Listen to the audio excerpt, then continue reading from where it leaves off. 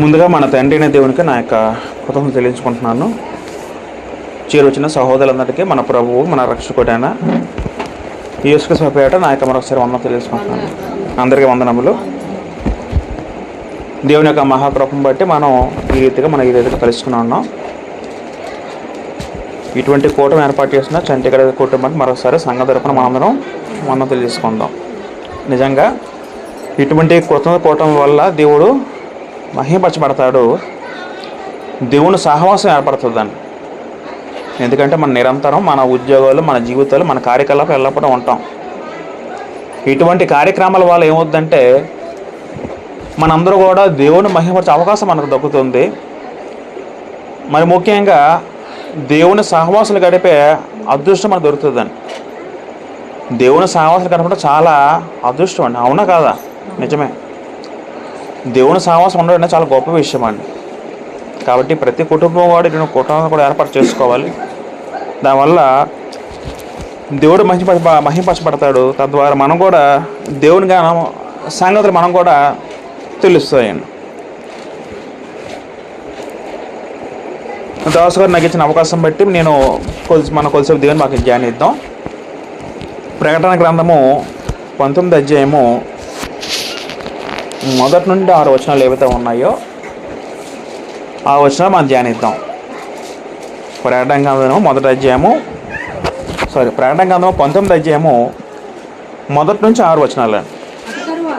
అటు తర్వాత బహు జనుల శబ్దము వంటి గొప్ప స్వరము పరలోకమందు ఇలాగ చెప్పగా వింటిని, ప్రభువుని స్తుతించుడి, రక్షణ మహిమ ప్రభావములు మన దేవునికి చెల్లును. అక్కడికి సోలం. ప్రకటన గ్రంథము మనందరూ తెలుసు. బైబిల్ అంతలో చిట్ట చివరి పుస్తకము ఏంటంటే గ్రంథము ప్రకటన గ్రంథము. వాస్తవానికి ప్రకటన గ్రంథం రాసింది ఎవరంటే యోహాను గారు. అపోస్తలుడైన యోహాను పద్మాసు ద్వీపంలో ఉన్నప్పుడు, ఆయన బహు వృద్ధుడే ఉన్నప్పుడు, ఆ పద్మాసు ద్వీపంలో శిక్ష అనుభవిస్తున్నప్పుడు ఆయన ఈ ప్రకటన గ్రంథం రాయడం జరిగింది. వాస్తవం ప్రకటన గ్రంథం అంతా కూడా అలంకార భాషతో ఉంటుంది. ఏ భాష అంటే అంతా కూడా అలంకార భాష. దాంట్లో సంఖ్యలు ఉంటాయి, గుర్తులు ఉంటాయి, రకరకాల చిత్రాలు ఉంటాయి. మనం సరే జస్ట్ కొన్ని పూర్వ సందర్భంలో ఆలోచించగలిగితే ఆ కాలంలో పరిస్థితులు ఏ విధంగా ఉన్నాయి అంటే క్రైస్తవుల్ని హింసించే రోజులు ఆ కాలంలో ఉన్నాయి. సంఘానికి హింస కలుగుతుంది. రోమా చక్రవర్తి పరిపాలిస్తున్నారు. రోమా చక్రవర్తులు ఉన్న కాలంలో సంఘం హింసించబడుతుంది. క్రైస్తవులు చాలామంది చనిపోతున్నారు.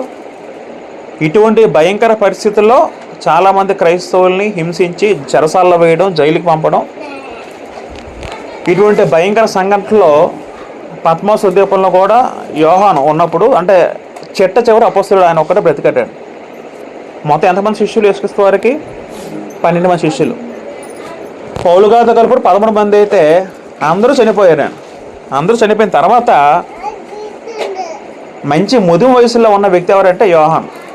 దేవుడు ఎందుకు యోహాను ఉంచాడంటే చివరి వరకు బహుశా ప్రకటన గ్రంథం రాయించడానికి ఉంచి ఉంటామో దేవుడు.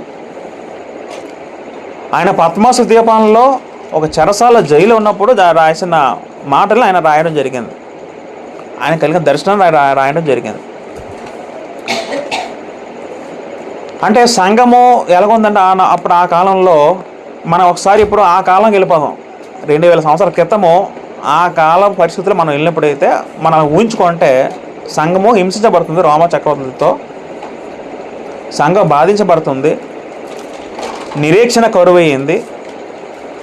శోధనలు ఎక్కువైపోయి అటువంటి సమయంలో దేవుని వాక్యము యోహాను దగ్గరికి వచ్చి ఈ ప్రకటన రాయించడం జరిగింది. ఇక్కడ మనం చదువుకుంటే 19వ వచనంలో అటు తర్వాత బహు జనుల శబ్దం వంటి గొప్ప స్వరము పరలోకమందు ఇలాగ చెప్పట వింటినని ఒక మాట వినబడిందండి. అటు తర్వాత అంటే అర్థం ఏంటంటే మనం ముందు కూడా చదువుకోవాలి. 18వ అధ్యాయం 20 చదువుకుంటే, ప్రకటన గ్రంథము 18వ అధ్యాయం 20 చదువుకుంటే 20 వచనంలో పరలోకమా పరిశుద్ధులారా అపోస్తలులారా, ప్రవక్తలారా, దాని గూర్చి ఆనందించుడి. ఏలయనగా దాని చేత మీకు కలిగిన తీర్పుకు ప్రతిగా దేవుడు ఆ పట్టణముకు తీర్పు తీర్చి ఉన్నాడు అని మాట ఉందండి. సంఘాన్ని హింసిస్తున్న రోమ పట్టణం ఎవరైతే ఉందో, రోమ చక్రవర్తి ఎవరైతే ఉన్నారో వాళ్ళ మీదకి ఎవరు తీర్పు వచ్చింది? దేవుని తీర్పు వచ్చింది అని చెప్పబడుతూ దేవుడు ఆ పట్టణంకు తీర్పు తీర్చి ఉన్నాడు అని ఒక సందర్భం ఉంటుంది. అది జరిగిన తర్వాత అని అర్థం చేసుకోవాలన్నమాట 19 మొదటి వచనంలో. ఇప్పుడు మనం చదువుకుంటే ఇక్కడ మనకి ఏం కనబడుతుందంటే మొత్తం అంటే మనకి 19 మొదటి 6 వచనాలు ఏమని కనబడుతుందంటే దేవుణ్ణి స్తుతించే కార్యక్రమం జరగబోతుంది. ఇప్పుడు మనం అవన్నీ చదువుకుంటాం. దేవుడు ఎంత గొప్పమయ్యాడో, దేవుని యొక్క ఔన్నత్యం ఎలాంటిదో మనం చదువుకుంటాం ఈ 6 వచనాల్లో. అటు తర్వాత ఇప్పుడు బహుజనుల శబ్దం అంటే గొప్ప స్వరము పరలోకమందు ఇలాగ చెప్పటం వింటిని. పరలోకమందు ఒక శబ్దం వినబడుతుంది. ఎవరో శబ్దం అట? బహుజనుల శబ్దం అట. అంటే చాలామంది గుంపుగా కూడి వాళ్ళు మాట్లాడుతుంటే ఒక స్వరం వినబడుతుందట పరలోకం నందు. బహుశా ఆ జనాలు ఎవరే ఉంటారంటే, మనం ప్రకటన గ్రంథాలు చదువుకున్నప్పుడు 5వ అధ్యాయం 11 చదువుకుంటే అక్కడ దేవదూత సమూహం ఉంటుంది. దేవుని స్తుతించే గుంపులో దేవదూత సమూహం ఉంది. ప్రకటన గ్రంథం 5:11 ఆ మాట ఉంటుంది. మరియు నేను చూడగా సింహాసమును, జీవులను, పెద్దలను ఆవరించి ఉన్న అనేక దూతల స్వరము వినబడెను. వారి లెక్క కోట్ల కొలదిగా ఉండెను. అది దేవదూత రాయబడిన మాటలు. మన ప్రకటన గ్రంథం 4వ అధ్యాయం చదువుకుంటే పరలోకంలో మొదటగా ఒక సింహాసనం కనబడుతుంది. తండ్రిని దేవుని దర్శనం కనబడుతుంది. ఆ దర్శనంలో యోహాన్ గారికి మొదటగా ఒక సింహాసనం కనబడితే సింహాసనం చుట్టూ 4 జీవులు కనబడతాయి. ఆ 4 జీవులతో పాటు 24 పెద్దలు కనబడతారు. 24 పెద్దలతో పాటు కోట్ల కొద్ది దేవత కనబడతాయి. ఎక్కడ అంత పరలోకంలో ఉన్న ఇవన్నీ కూడా సంభవాలండి. ఇన్ని కూడా బహుశా ఆ దేవత సమూహము. తర్వాత 7వ అధ్యాయం 9వ వచనం చదువుకుంటే ఆ సమూహం మధ్యన మరొక జనసమూహం రావడం జరుగుతుంది. వారు ఎవరంటే రక్షించబడిన జనసమూహమే ఉండొచ్చు. ప్రకటన గ్రంథము 7వ అధ్యాయం 9 చదువుకుంటే, అటు తర్వాత నేను చూడగా ఇదిగో ప్రతి జనంలో నుండి, ప్రతి వంశంలో నుండి, ప్రజల నుండి, ఆయా భాషలు మాట్లాడేవారిలో నుండి వచ్చి లెక్కింపజాలని యొక్క ఒక గొప్ప సమూహము కనబడను. అక్కడితో చాలండి. అది రాబోయే క్రైస్తవుల గురించి రాయబడిన మాటలు. మొదటగా పరలోకంలో సింహాసనం వేయబడి ఉంది. సింహాసనం మీద దేవుడు ఆశీనుడే ఉన్నాడు, తండ్రి అనే దేవుడు. సింహాసనం చుట్టూ 4 జీవులు ఉన్నాయి. 4 జీవుల చుట్టూ 24 పెద్దలు ఉన్నారు.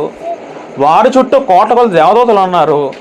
ఈ కోట్ల కొద్ది దేవదూతల తర్వాత మరొక సందర్భాలు ఇప్పుడు చదువుకున్నట్టు లెక్కింపజలో ఒక మహా జన సమూహము ప్రతి భాష నుండి, ప్రతి జాతి నుండి వచ్చి అక్కడ రావడం జరుగుతుంది. వాళ్ళు ఎవరంటే క్రైస్తవులు.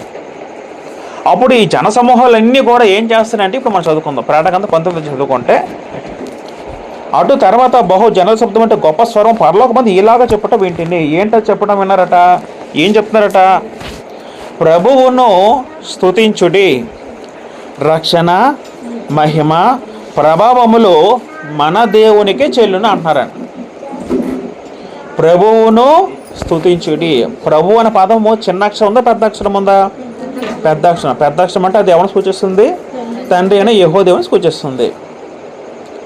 దేవుని స్తుతిస్తూ ప్రభువును స్తుతించినని కీర్తిస్తున్నాయి. ఎవరు కీర్తిస్తున్నారు? దేవదూతల సమూహము, పరలోక సైన్యం అంతా కూడా ఎవరిని కీర్తిస్తుంది? పరలోకపు తండ్రిని ప్రభువును స్తుతించడని కీర్తిస్తున్నాయి. ప్రభువును స్తుతించుడి. వాస్తవానికి ఈ ప్రభువును స్తుతించుడి అన్న పక్కన 2 అనే ఒక అంకె ఉంటుంది. ఫుట్ నోట్లో చూస్తే ఆ ప్రభువును స్తుతించిన పదానికి అర్థము గ్రీక్ భాషలో హల్లెలూయా అని ఉంటుందండి. హల్లెలూయా. హల్లెలూయా అంటే అర్థం ఏంటి? ప్రభువును స్తుతించుడి. హల్లెలూయా అంటే అది గ్రీకు పదం అని. దాని తెలుగు అనువాదం ఏమై ఉంటుందంటే ప్రభువును స్తుతించుడి. హల్లెలూయా అంటే అది ఏదో పెద్ద ఏదో పదమేది కాదని. వాస్తవానికి ఇప్పుడు అంటే నేడు సమాధానం క్రైస్తవ సమాధానాలు ఎక్కువ మతశాఖలో ఏమని అంటారు? హల్లెలూయా హల్లెలూయా. పెంతుకో సంఘం అయితే వాళ్ళు అదే మాట. ఇంకా వాళ్ళు ఇంచుమించు వాళ్ళ వాక్యం చెప్తున్నప్పుడు ప్రార్థనలో ఒక 100 సార్లు మాట ఉచ్చరిస్తారేమో హల్లెలూయా అన్న పదం. వాస్తవానికి అది ఎవరో ఎక్కడో మత శాఖలో ఎక్కడో ఫారెన్ కంట్రీలో ఆ మాటను తీసుకొస్తే అదే పెద్ద గొప్ప పదంలాగా మాకేదో తెలుసు అన్నట్టుగా జాడ్యం ఆ జబ్బు మొత్తం మన ఇండియాలో కూడా పాకిస్తుందండి. హల్లెలూయా అంటే మరి పదం కొత్త పదం కాదు. ప్రభువుని స్తుతించిన పదం గ్రీకు రూపమే పదం అంతే. అసలు నిజంగా హల్లెలూయా అనే ఒక వ్యక్తి అంటే మరో వ్యక్తి ఏం చెప్పాలి? ఇప్పుడు నేను ప్రభువుని స్తుతించిన అన్నాను అనుకోండి, మీరేం చేయాలి అప్పుడు? ఆ దేవునికి స్తోత్రం అనాలి, లేకపోతే దేవునికి మహిమ చెల్లాలి అనాలి. అదే అర్థం, అంతే కదా. మరి తిరిగి మీరు హల్లెలూయా అంటే అర్థం ఏంటి? నువ్వే స్తుతించుకో అన్నట్టు. అసలు వాళ్ళకి అర్థం, మినిమం అర్థం కూడా తెలియదండి. డినామినేషన్ సంఘాలకి అసలు వాళ్ళు ఏం బోధిస్తారో వాళ్ళకి అసలు వాక్య పరిజ్ఞానం అసలు ఎలాగోలేదు. మినిమం జ్ఞానం కూడా ఉండదండి. హల్లెలూయా అంటే తప్పు పదం, భూత పదం కాదు. కానీ ఆ పదాన్ని ఒక వ్యంగ్యంగా వాడడం వల్ల నేడు క్రైస్తవ సమాజంలో ఆ పదానికి అర్థం కోల్పోయిందని. ఇప్పుడు అందరూ అలాగే ఎక్కిరిస్తారు కదా అనుజులు సాధారణంగా. వీళ్ళు హల్లెలూయా మనుషులు అంటారు కొంతమంది. నేను వాళ్ళ మాట విన్నాను కూడా. అది వెటకారంగా మాట్లాడదు. అలా వెటకారం చేసింది మన వాళ్ళు. నేను క్రైస్తవ సమాజం పిలబడుతున్నా కొన్ని మనసాలు గుంపు వారు అలా వెటకారం చేస్తారు. పదం తప్పు కాదు, కానీ దాని అర్థం వాడి విధానం అదేదో గొప్ప పదాలను కీర్తించి అలా భ్రష్టత్వం అయిపోయారు కొన్ని సంఘాలు. కాబట్టి ప్రభువును స్తుతించుడని పరలోక గణాంగం కూడా అక్కడ చెప్తున్నాయి. రక్షణ, మహిమ, ప్రభావములు దేవునికే చెల్లును. రక్షణ, మహిమ, ప్రభావములు మన దేవునికే చెల్లునని పరలోక సైన్యాలన్నీ కూడా కీర్తిస్తున్నాయి దేవుణ్ణి. నిజంగా దేవుడు మనిషిని పుట్టించాడంటే ఎందుకు పుట్టించాడు? మనిషిని దేవుడు మనిషిని పుట్టించింది ఎందుకంటే తనను స్తుతించడానికి దేవుడు మనిషిని పుట్టించాడు. తన మహిమ కొరకు దేవుడు మనిషిని సృష్టించాడు తప్ప మన గురించి దేవుడు మనం సృష్టించలేదండి. మనం సృష్టించబడింది దేవుని గురించే. దేవుని కీర్తించడానికి మనం పుట్టించాడు దేవుడు మనల్ని. ప్రతి ఒక్క మానవుడు కూడా దేవుణ్ణి స్తుతించాలి, దేవుని కీర్తించాలి. ఎందుకు అంటే 2 కారణాలు ఉన్నాయండి. 2 కారణాలు ఏమై ఉంటాయంటే, మొదటగా దేవుడు ఏమై ఉన్నాడో అందుకు దేవుని స్తుతించాలి. దేవుడు మనకి ఏం చేశాడో దాన్ని దేవుని స్తుతించాలట. అర్థమైందా? దేవుని మనం ఎందుకు స్తుతించాలి? ఆయన ఏమై ఉన్నాడో అన్నదానికి దేవుని మనం స్తుతించాలి. రెండో పాయింట్ ఏంటంటే ఆయన మనకి ఏమి చేశాడో అన్నదానికి మన దేవుని స్తుతించాలట.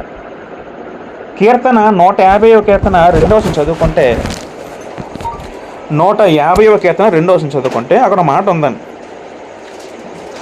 ఆయన పరాక్రమ కార్యమును బట్టి ఆయన స్తుతించుడి, ఆయన మహాప్రభావం బట్టి ఆయనను స్తుతించడం. ఎక్కడ ఉంది? అక్కడ కీర్తన ఒకసారి మళ్ళీ చదవండి. ఒకసారి 152 చదవండి. ఆయన పరాక్రమ కార్యమును బట్టి అంటే అర్థం ఏంటి? ఆయన ఏం చేశాడో అన్నదాన్ని బట్టి అక్కడ స్తుతించాలట. రెండో పాయింట్ ఏంటి? ఆయన మహాప్రభావం బట్టి ఆయన స్తుతించడం చెప్పడం జరుగుతుందండి. అది దేవుణ్ణి ఆ 2 విషయాల మీద ప్రతి ఒక్క మానవుడు క్రైస్తవుడు దేవుని స్తుతించాలండి. ఇప్పుడు మనం ఇక్కడ ఏముందంటే రక్షణ, మహిమ, ప్రభావములు మన దేవునికి చెల్లునని చెప్పడం జరుగుతుందండి. ఎవరు చెల్లుతాయట? 3 కూడా మన దేవునికే. రక్షణ, మహిమ, ప్రభావములు. ఎందుకు పదం వాడారంటే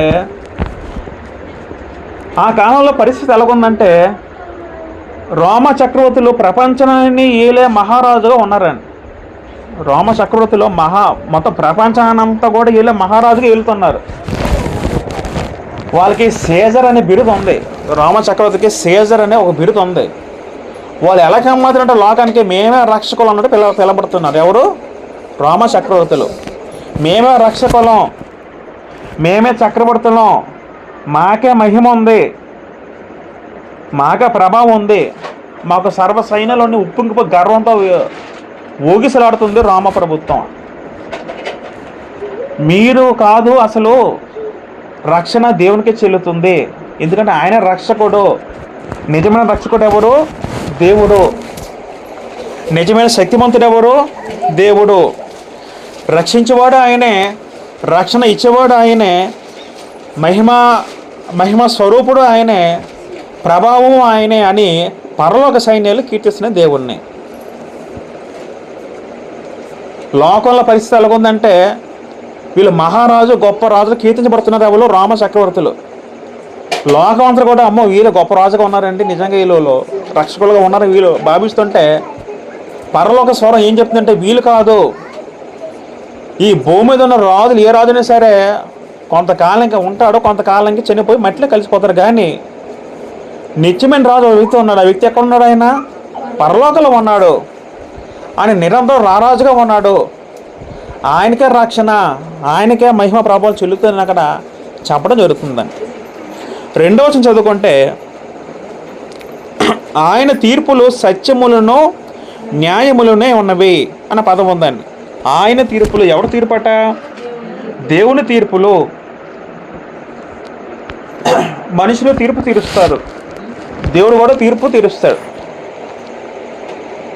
కానీ దేవుని తీర్పు ఎలాగ ఉంటుందట? దేవుని తీర్పులో ఏముంది? దేవుని తీర్పులో న్యాయం ఉంది, దేవుని తీర్పులో సత్యం ఉంది. దేవుడు తీర్పు విధిస్తే మన దాంట్లో తప్పుపట్టే అవకాశం ఉండదు, దేవుని పక్షపాతం ఉండదు. దేవుడు పక్షపాతం లేకుండా తీర్పు విధిస్తాడు. దేవుని తీర్పులు సత్యములు, ఆయన తీర్పులు, ఆయన అంటే తండ్రి, తండ్రి తీర్పులు సత్యములను న్యాయములను ఉన్నాయి చెప్తూ ఇంకా ఉన్నారు. ఇంకా మాట చదువుకుంటాం. తన వ్యభిచారముతో భూలోకమును చెరిపిన గొప్ప వేశ్యకు ఆయన తీర్పు తీర్చి తన దాసుల రక్తమును బట్టి దానికి ప్రతిదండన చేసెను అనే పదం ఉందండి. తన వ్యభిచారముతో భూలోకము చెప్పిన గొప్ప వేశ్య అనే పదం ఉందండి. గొప్ప వేశ్య అంటే అది భౌతికమైన స్త్రీ గురించి రాయబడిన మాట కాదు. కానీ ఆనాడు రామ ప్రభుత్వం, రామణస్వారు క్రీస్తు సంఘాన్ని హింసించి చంపించాం. సంఘస్థుల రక్తాన్ని చూస్తూ ఉంటే ఆ రక్తాన్ని ప్రతిదానిగా ప్రతిఫలంగా దేవుని తీర్పు బయలుపరచబడుతుంది. దేవుడు మహారాజుగా ఉండి వాళ్ళందరూ తీర్పు విధిస్తున్నట్టు చెప్పడం జరుగుతుందని. ఒక విధంగా చెప్పాలంటే గ్రంథం అంతా కూడా మనం చదువుకుంటే ఒక మాట ఏం కనబడుతుందంటే దేవుడు తీర్పు విధించేవాడుగా కనబడతాడని. అవునా కాదా? నిజమే. దేవుడే నిజమైన తీర్పరి. సాధారణంగా క్రైస్తువులు కూడా శ్రమల శోధనలు వస్తూ ఉంటామండి. గ్రంథం చెప్పిన సత్యం ఏంటంటే, దేవుడు చెప్పిన మాట ఏంటంటే, మీకు ఎవరైనా ఇబ్బంది పెట్టారు అనుకోండి, మనం ఏం చేయాలి?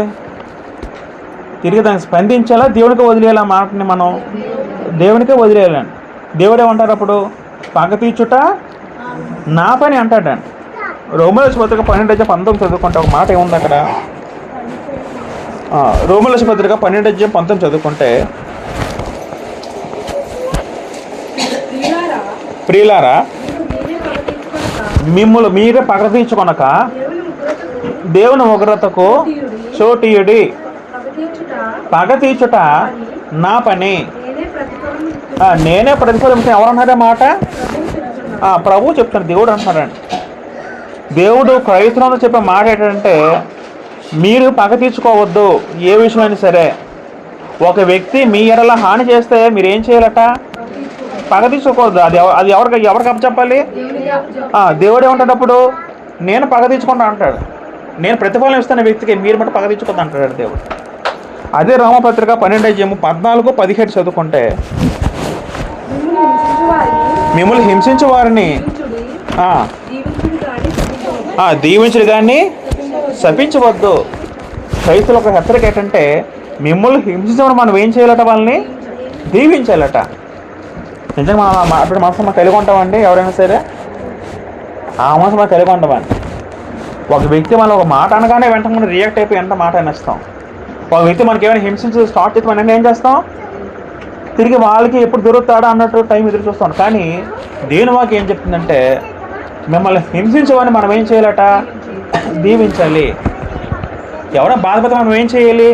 దేవుని మొరపెట్టాలి తప్ప మనం వ్యక్తిగత మనం కూడా పగలు కక్ష మనం పెట్టుకోకూడదు. అలా పగలు కక్ష పెట్టుకున్నవాడు క్రైస్తవుడు అన్నట్టు కూడా కానేరండి. వాళ్ళ క్రైస్తవం అర్థం అవ్వలే, క్రీస్తు ఆ మాట ఆయనకు అర్థం అవ్వలే. దేవుడు ఏమంటాడు? పగ తీర్చుట నా పని అంటాడండి.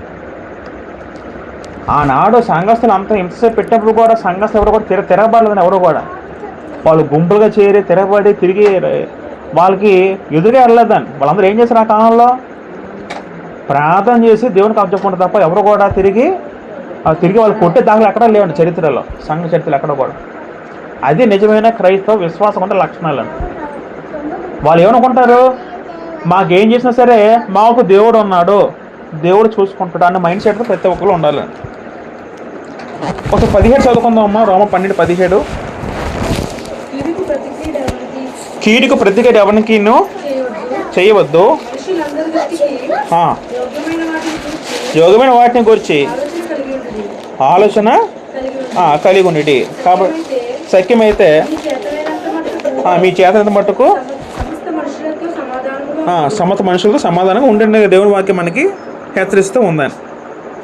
కాబట్టి ఇది మనం ఒకటి ఏం గుర్తుపెట్టుకోవాలంటే, ఎవరైనా మన హింసకు గురైనా శోధన గురైనా ఒక వ్యక్తి వల్ల లేదా ఒక కుటుంబం వల్ల మనం ఏం చేయాలి, వెంటనే తిరిగి వాళ్ళని పక్క తీసుకోకనుక దేవుడికి అప్పచెప్పాలని. ఎందుకంటే దేవుడు వాళ్ళకి తీర్పు విధిస్తాడు.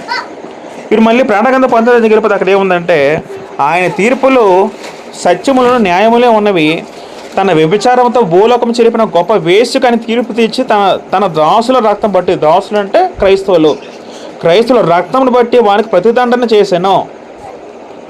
రోమస్వరం విర్రవీగిపోయారు ఆ కాలంలో. రోమ చక్రవర్తులు ఎంత భయంకరంగా ఆ కాలంలో ఉండేదంటే, తమ్మును తాము దేవుడిగా ప్రకటించుకుంటూ చర్చికి వెళ్ళే వారిని, సంఘానికి వెళ్ళే సభ్యులందరినీ లాగేసి, ఇగో మీకు దేవుడు నేనే, నన్నే పూజించండి, నన్నే కీర్తించండి, మీరు ఆ దేవుడు మొక్కకూడదు అన్న సందర్భాలు కూడా వాళ్ళు విన్నప్పుడు వాళ్ళు శబ్దరొక్క మేష అభిజ్ఞకు వారి మనస్తత్వం వాళ్ళు ఎవరు కూడా వాళ్ళకి భయపడక ధైర్యంగా దేవుని సంఘానికి వెళ్ళి దేవుని కీర్తించిన సందర్భాలు ఉన్నాయి.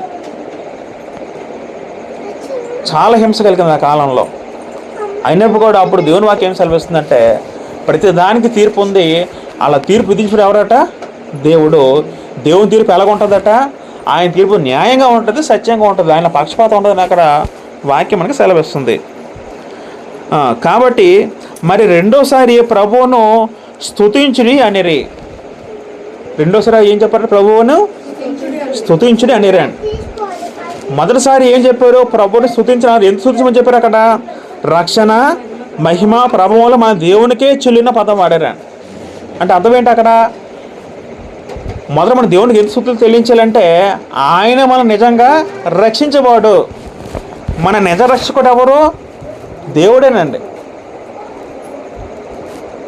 మన ఆత్మను రక్షించుకోవడం ఎవరు లోకంలో? దేవుడు తప్ప ఏ మనిషి కూడా, ఏ వ్యక్తి ఆత్మను కూడా ఎవడో రక్షించలేటండి. కాబట్టి ఆ రక్షణ దేవునికే చెల్లుతుంది, ఆ మహిమ దేవునికే చెల్లుతుందని మొదటి వచనం చదువుకుంటే, రెండో వచనం మనకి ఏమవుతుందంటే, ఆయన సత్యమైన తీర్పును విధిస్తారు కాబట్టి అందుని బట్టి ఆయన నిజమైన తీర్పరి కాబట్టి ఆయన మీద మన దేవుని మనం స్తుతించాలి చెప్పారు. మూడో చదువుకుంటే, ఆ పట్టణపు పొగ యుగముల పైకి లేచున్నది.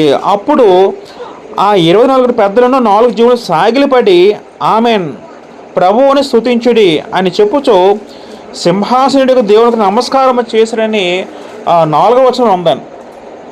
అప్పుడు 24 పెద్దలు పరలోకంలో ఆ 4 అధ్యాయంలో 24 పెద్దలు కనబడతారండి. వాళ్ళు కూడా అక్కడ మనకి ఏం కనబడుతుందంటే, వాళ్ళతో పాటు 4 జీవులు కూడా కనబడుతాయి. 4 జీవులు 4 దేవదూతలు గణానికి సూచిక. వాళ్ళందరూ కూడా సాగిలపడి, ఎవరి సాగిలపడి? దేవుని ముందు సాగిలపడి ఆమెన్ ప్రభువుని స్తుతించుడి అని చెప్పుచు సింహాసనుడికి దేవునికి నమస్కారం చేసిరి. నమస్కారం పదానికి గ్రీక్ పదం అనుసరిస్తే ఆరాధన చేసిన పదం ఉంటుంది. నిజంగా మనం ఇప్పుడు కళ్ళతో చూడలేం, కానీ పరలోకంలో దేవుని స్థితి ఎలా ఉంటుందంటే, నిరంతరము స్తుతులు, స్తోత్రాలు, కీర్తనలు, ఆయన వైభోగం, ఆయన మహిమ మామూలుగా ఉంటుందండి పరలోకంలో. రాత్రి పగళ్ళు 4 జీవులు స్తుతిస్తూ ఉంటాయట, పరిశుద్ధుడు పరిశుద్ధుడు పరిశుద్ధుడు అని. 4 అధ్యాయుల మాట ఉంటుంది. ప్రకటన 4 అధ్యాయంలో ఒకసారి చదువుకుందాం. ప్రకటన 4 అధ్యాయం చదువుకుంటే, 4 అధ్యాయంలో సింహాసనం చుట్టూ ఉన్న 4 జీవులు రాత్రి పగళ్ళు, ప్రకటన గ్రంథము 4 అధ్యాయం చదువుకున్నప్పుడు ఎందుకు చదువుకుంటే, ఈ 4 జీవుల్లో ప్రతి ఆరేసి రెక్కలు ఉండెను, అవి చుట్టూను రెక్కల లోపటను కన్నులతో నిండి ఉన్నవి. అవి భూత వర్తమాన భవిష్యత్ కాలంలో ఉండు. సర్వాధికారి దేవుడు ప్రభువు పరిశుద్ధుడు పరిశుద్ధుడు పరిశుద్ధుడు మానక రాత్రి పగళ్ళు చెప్పుచుండెను ఆ పదం ఉందని. అవి ఎప్పుడే మానుతాయా? ఆ పదం చెప్పకుండా మానకుండా రాత్రి పగళ్ళు కూడా దేవుణ్ణి స్తుతిస్తున్నాయి, దేవుని కీర్తిస్తున్నాయి. ఎవరట? ఆ 4 జీవులు. 4 జీవులు అంటే దేవదూత గణంగా సూచిక. కానీ మనుషులు మన దేవుని స్తుతిస్తున్నామా? నిజంగా కీర్తిస్తున్నావా? మన రోజులో ఎంతసేపు దేవుని స్తుతిస్తున్నావు? ఎంతసేపు దేవుని కీర్తిస్తున్నావు? మనం ప్రశ్నించుకుందాం. మనం ప్రశ్నించుకుందామని. ఇప్పుడు దేవునికి ఆ దేవదూతలు నిరంతరం స్తుతిస్తున్నాయి. దేవదూతలు స్తుతించి మాత్రం దేవునికి అతి నిజమైన ఆనందం కలిగిస్తుందా? లేకపోతే మనం స్తుతిస్తే దేవునికి ఆనందం కలిగిస్తుందంటే మనుషులను చూసి స్తుతిని మాత్రమే దేవునికి నిజమైన ఆనందాన్ని కలిగిస్తాయండి. ఎందుకంటే మనము ఎవరి స్వరూపంలో చేయబడ్డాం? దేవుని స్వరూపంలో చేయబడ్డాం తప్ప దేవదూతలు మాత్రం దేవుని స్వరూపంలో చేయబడలేదండి. దేవదూతలు కేవలం సేవకులు మాత్రం తప్ప దేవదూత కుమారులుగా పిలబడలేదు. ఆ కుమారులు పిలబడే అర్హత ఎవరు దక్కింది? ఆ మనుషులు దక్కిందండి. మనం నిజంగా అసలు మనం పుట్టింది, మనం అసలు భూమి మీద పడింది దేనికంటే దేవుని స్తుతించడానికే. అది మన ప్రప్రథమ కార్యం అండి. అది పక్కన పెట్టేస్తే మనం ఎంతసేపు మన ఉద్యోగాలు, మన జీవితాలు, మన పిల్లలు, మన కుటుంబం ఇదే మనం రొటీన్ లెవెల్ పడిపోతాం. కానీ మన దేవుణ్ణి స్తుతించే ఆ సమయం చాలా తగ్గిస్తున్న రోజులో. కానీ పరలోకంలో పరిస్థితి ఎలా ఉంటుందంటే దేవుడు నిరంతరం కొనియాడబడుతూ, ఆయన పొగడబడుతూ, గౌరవించబడుతూ, గణపరుచబడుతూ ఉంటాడండి పరలోకంలో. ఇంకా మనం చదువుకుందాం. 5వ చదువుకుంటే, మరియు మన దేవుని దాసులారా, ఆయనకు భయపడవాలారా,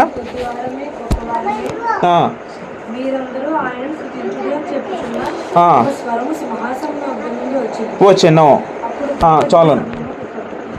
ఇంతవరకు ప్రకటన గ్రంథం 19 మొదటి 4 వచనాలు ఏమున్నాయంటే ఆయన ఏమి చేశాడో దాన్ని బట్టి మనం దేవుని స్తుతులు చెల్లించాలి. మొదటగా మనం చదువుకుంటే ఆయన తీర్పులు సత్యము, తర్వాత రక్షణ ప్రభావం దేవునికి చెల్లుతున్న పదం వాడబడింది. తర్వాత 3వ వచనంలో ఆ పట్టణం పొగ యుగం పైకి లేచిన పదం ఉంది కదా, అంటే అది రోమ పట్టణం ఉద్దేశం రాయబడిన మాట.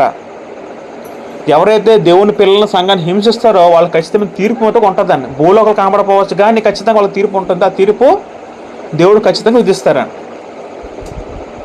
అంటే ప్రతి మానవుడు, ప్రతి క్రైస్తవుడు ఎలాగ ఆలోచించాలంటే దేవుడు మనల్ని విడిచిపెట్టాడు, ఆ విషయం మనం గమనించుకోవాలని. మనకి ఒక శోధన సమస్య రాగానే దేవుడు ఏంటి మనకి ఎలా చేశాడు అనుకో ఒక ఆలోచన మన మనసులో వస్తూ ఉంటుందండి.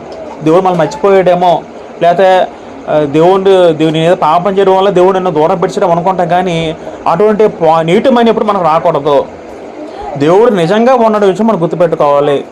దేవుడు ఎన్నడూ కూడా మనం విడిచిపెట్టే విషయం మనం గుర్తుపెట్టుకోవాలి. ఆయన నిజంగా నమ్మదగిన వాడి విషయం గుర్తుపెట్టుకోవాలి. మనల్ని ఎవరు హింసిస్తున్నా ఏం చేస్తున్నా సరే మనం దేవునికి అప్పచెప్పాలి. ఎందుకంటే దేవుడు నిజమైన తీర్పడని మన గ్రంథం చెప్తుంది కాబట్టి దేవునికి సమస్తం అప్పచెప్పాలండి మనంతా కూడా. 5వ మాట చదువుకుంటే 5వ వచనంలో, మరియు మన దేవుని దాసులారా. దేవుని దాసులారా అంటే అది క్రైస్తవులను మన గురించి రాయబడిన మాట. దాసులు క్రైస్తవులకు రాయబడిన మన మాట అంటే దేవుని దాసులు. దేవుని దాసులారా, ఆయనకు భయపడవారులారా. ఎవరు భయపడతారట? దేవుని భయపడతారట. అంటే దేవునికి విధేయులైన క్రైస్తవులు ఎవరు భయపడాలి? దేవుని భయపడాలంట. దేవుని భయపడాలని. దేవునికి భయపడవారులారా, కొద్దివారేమి గొప్పవారేమి మీరందరూ ఆయనను స్తుతించుడి అని చెప్పుచున్న ఒక స్వరము సింహాసనం వద్ద నుండి వచ్చినని 5వ వచనంలో మాట ఉందండి. 5వ వచనంలో మాట ఉంది. 5వ వచనంలో ఏముందంటే, మన దేవుని దాసులారా, ఆయనకు భయపడలారా, కొద్దివారు గొప్పవారు. అంటే మీ ఎవరు మానవ జ్యోతులకు తేడా లేదు, భేదం లేదు. అందరూ కూడా మీరు అందరూ ఎవరు స్తుతించారట? దేవుణ్ణి స్తుతించడని 5వ వచనంలో మాట ఉందండి. ఆ స్వరం ఎక్కడ వచ్చిందట? సింహాసనం వద్ద నుండి వచ్చిందట. ఎక్కడ వచ్చిందట అండి? దేవుని సింహాసనం వద్ద నుండి. అంటే ఆ దేవదూతలు అలా చెప్తున్నాయి, మీరు దేవుని స్తుతించండి, కీర్తించండి అని అక్కడ దేవుణ్ణి గురించి చెప్పబడుతున్నమాట. 6వ చదువుకుంటే 6వ చదువుకుందామమ్మా. అప్పుడు గొప్ప చదవండి. గొప్ప జన సమూహము శబ్దమును, విస్తారమైన జలముల శబ్దమును, బలమైన ఉరుముల శబ్దమును, సర్వాధికారియు ప్రభువునగు మన దేవుడు ఏలుచున్నాడు, ఆయన స్తుతించుడి. అక్కడితో చాలం. 6వ వచనం ఏముందంటే, అప్పుడు గొప్ప జన సమూహమును శబ్దమును, విస్తారమైన జలముల శబ్దమును, బలమైన ఉరుముల శబ్దమును పోల ఒక స్వరము, సర్వాధికారియు ప్రభువునకు మన దేవుడు ఏలుచున్నాడు, ఆయనను స్తుతించడం మరొక శబ్దం వినబడిందని. తర్వాత దేవుణ్ణి మనం ఎందుకు స్తుతించాలంటే, ఆయన సర్వాధికారిని స్తుతించాలని. సర్వాధికారి అంటే అర్థం ఏంటి? సర్వాధికారి అంటే సమస్తమును తన స్వాధీనంలో ఉంచుకుని కూడా అర్థం వస్తుందని. దేవుడు సర్వాధికారి అని. దేవుడు ఎలా అంటాడంటే, దేవుడు సర్వాధికారి అంటే ఆయన సర్వశక్తిమంతుడు, ఆయనకి అసాధ్యమైనది ఏదీ లేదు. కాబట్టి మీరు ఆయన స్తుతించుడి. సర్వాధికారి ప్రభు అని పదం ఉందండి. సర్వాధికారి అయినా ప్రభు అంటే యజమానుడు, ఏలిక అని అర్థం వస్తుందండి. నిజంగా ఏలేవాడు ఎవరు? దేవుడే, తండ్రినే దేవుడే. అంటే ఆ కాలంలో రావణస్వారు మనం చదువుకొని ఇందాక ఆలోచించాం కదా, రావణస్వారు లోక సంబంధంగా మహారాజుగా ఏలుతున్నారు, వాళ్ళే నిజమైన రాజుగా కనబడుతున్నారు. కానీ ఆనాడు క్రైస్తవులకి ఇది చదవడం వల్ల వాళ్ళకి ఏం అర్థమవుతుందంటే, నిరంతరం ఉండే రాజు ఈయన కాదు, ఈ రామ చక్రవర్తి కాదు, ఈయన ఒకనొక కాలం చచ్చిపోతాడు, భూమిలో మట్టిలో కలిసిపోతాడు, రాజ్యం పోదు. కానీ నిజమైన రాజు వెతుకుతున్నాడు. ఆ రాజు ఎవరట? తండ్రిన దేవుడు. ఆ రాజు ఎక్కడ ఉన్నాడట? పరలోకంలో ఉన్నాడు. అది మీరు గుర్తు చేసుకుంటే అక్కడ దేవదూత చెప్పడం జరుగుతుందండి. ఆ కాలంలో రామారాజు చూసి చాలా భయపడుతూ అందరిని హింసిస్తూ ఉంటే, మాకు ఇంకా ఆశ్రయం లేదు, నిరీక్షణ లేదు అన్న సందర్భంలో ఈ పత్రిక వాళ్ళకి ఏం తెలియజేస్తుందంటే, నిజమైన రాజు వీళ్ళు కాదు, నిజమైన రాజు మరొక రాజు ఉన్నాడు. అందరికీ కళ్ళకి ఆ రామ చక్రవర్తి సింహాసనం కనబడితే, దాని వెనక ఉన్న మహాపేద సింహాసనం అది కనబడిన లోకాల్లో ఉంది. ఎక్కడ ఉంది? అది పరలోకాల్లో ఉంది. ఆయన నిజమైన రాజుగా ఉన్నాడు, ఆయన నిత్యమైన రాజుగా ఉన్నాడని అక్కడ చెప్పబడుతుందని. మన దేవుడు ఆయన రాజే ఉన్నాడు. ఆయన కేవలం మనిషి మాత్రం ఉన్న రాజు కాదని, నిత్యము గెలుచున్న రాజే ఉన్నాడని. ఒక మాట చదువుకుంటే, నిర్గమకాండము 15:18 చదువుకుంటే, ఏమన్నా సైలెంట్ కండి. నిర్గమకాండము 15:18 చదువుకుంటే దేవుని గురించి ఒక మాట రాయబోతే మాట ఉందని. నీ చేతులు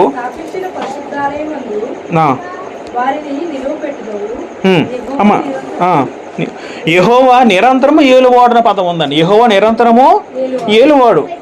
మన దేవుడు ఎలాంటి దేవుడు అంటే, ఆయన నిరంతరం ఏలువాడే ఉన్నాడు, నిరంతరం పరిపాలించే దేవుడే ఉన్నాడు అనే గ్రంథం మనకు సెలవిస్తుందండి. కీర్తన 29:10 చదువుకుంటే, 29:10 చదువుకుంటే అక్కడేం రాయబడింది? అనేక మాటలు పాత నిబంధనలో చాలా మాటలు దేవుని గురించి రాయబడిన మాటలు చాలా మటుకు ఉన్నాయి. యెహోవా ప్రళయ జలముల మీద ఆశీనుడు అయినో, యెహోవా నిత్యము రాజుగా ఆశీనుడి ఉండడం గ్రంథం మనకు సెలవిస్తుందండి. యెహోవా రాజే ఉన్నాడు, ఘనమైన మహారాజే ఉన్నాడు, నిత్యము అనే రాజ్యం ఉంది. ఆయన నిత్యము రాజే ప్రపంచాన్ని ఏలుతున్నాడు విషయం మనకు అర్థం అవ్వాలండి. దానియేలు గ్రంథము 4:20 చదువుకుంటే, దానియేలు గ్రంథము 4:25 చదువుకుంటే అక్కడే ఉందంటే,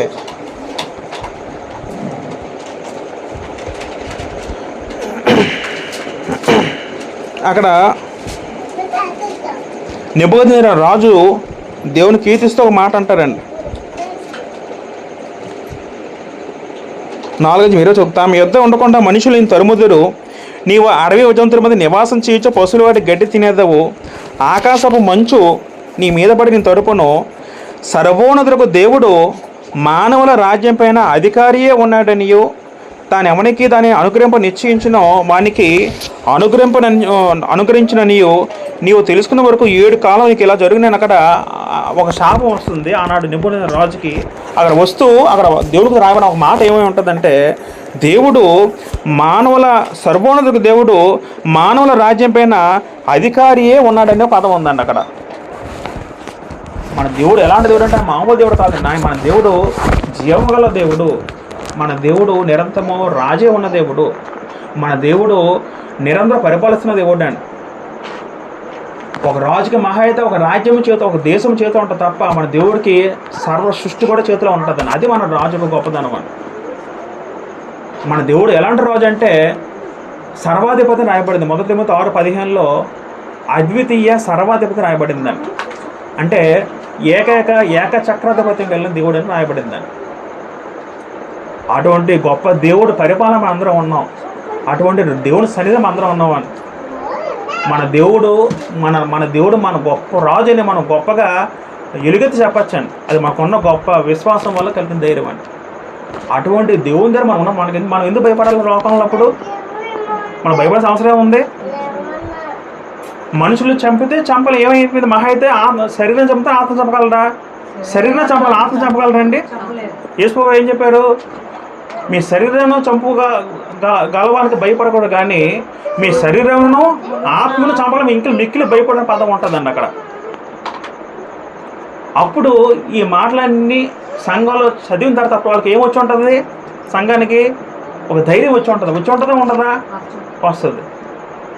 రోమా చక్రతో హింసించబడుతూ చనిపోతూ అటువంటి హర్షాస్ అయిన క్రైస్తవుల కాలంలో ఈ పత్రిక దేవుడు ఎందుకు రాయించిన యోహాను ద్వారా ఈ పత్రిక చదివే సంఘానికి ఏం వచ్చి ఉంటుంది?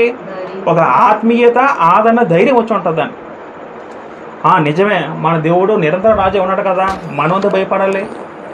మనం చనిపోతే ఎక్కడికి వెళ్తాం? దేవుని దగ్గరికి వెళ్తాం. వీళ్ళు ఏం చేసుకుంటే చేసుకొని దేవుడు వాళ్ళకి శిక్ష విధిస్తారు అన్ని ఆ విధంగా ఆదరణ కలిగే మాటలు దేవుడు యోహాను ద్వారా ఆనాడు సంఘానికి రాయించడం జరిగింది. కాబట్టి 6వ మాటకి మనం ఏం చదువుకున్నాం అంటే ఇక్కడ 19 చదువుకుంటే సర్వాధికారి ప్రభునకు మన దేవుడు ఏలుచున్నాడు విషయం మనకు అర్థమవుతుందండి. దేవుడు నిరంతరంగా ఏలుతూ ఉన్నాడు. కాబట్టి మన ఎల్లప్పుడు కూడా దేవుని ఏలువల్లో ఉంటూ ఆయన్ను మనం స్మరిస్తూ ఉంటే మనకి అదే గొప్ప ఆదరణ, అదే మనకు గొప్ప నిరీక్షణ గ్రంథం అని సెలవిస్తుంది. కాబట్టి ప్రతి క్రైస్తవుడు కూడా మనందరం ఎల్లప్పుడు కూడా దేవుని స్తుతించే రీతిగా మన జీవితాల్లో మనం ఎక్కడి నుంచైనా కొనసాగినవ్వాలి. జీవితంలో ప్రతిరోజు ఎక్కువ భాగం దేవుని స్తుతించే కార్యక్రమం పెట్టుకోవాలి. ఎంతసేపు మన ఆఫీస్ ఉద్యోగాలు, మన కార్యకలాపాలు, మన ఇంటి బంధం మన దేవుడిని విస్మరిస్తున్నామేమో కానీ పరలోకల స్థితి వేరేగా ఉంటుందని. పరలోకంలో నిరంతరం దేవుని స్తుతిస్తూ కీర్తిస్తున్నది దేవదూతలు. రాత్రి భాగంలో మానగా దేవుడిని స్తుతిస్తున్నాయి. కానీ మనం ఎంత స్తుతిస్తున్నాం? దేవునికి చాలా తక్కువ టైం ఇస్తున్నాం దేవుడికి. కాబట్టి మన సమయాన్ని ఎక్కువ సమయం దేవునికి ఇచ్చి ఆయన లక్షణాలు గుర్తు చేసుకుంటూ, ఆయన నీతిమంతుడు, ఆయన పరిశుద్ధుడు, ఆయన నిరంతరం రాజే ఉన్నాడు, అటువంటి లక్షణాలు గుర్తు చేసుకుంటూ మనం స్తుతిస్తూ కీర్తిస్తూ ఉంటే అదే మనకి నిజమైన రక్షణ ఆధారం ఉంటుందని దేవుని వారికి మనకి హెచ్చరిస్తూ ఉంది. కాబట్టి దేవుడు ఈ మాటలన్నీ దీవించి మన అందరి హృదయాల్లో ఫలింపజేయను కాక. అందరికీ మరొకసారి వందనాలు తెలుసుకుంటున్నాం.